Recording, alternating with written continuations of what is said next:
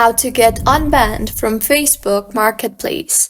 Hello everyone, I am Vishaka and welcome to our channel.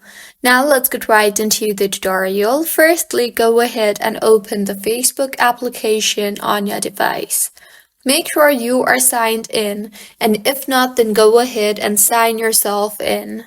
Now, in order to get unbanned from Facebook Marketplace, tap on your profile icon or the menu button on the bottom right of your screen. And in the menu that appears, scroll down and tap on the Help and Support option. You will then see the option for Report a Problem. Tap on that.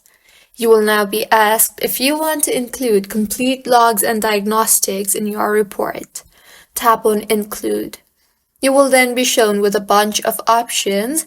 Here, scroll down and find the Marketplace option. Tap on that and a text box will appear.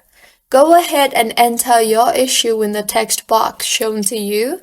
Briefly report your query, or you can also simply copy what I have written. You can also attach screenshots as a proof.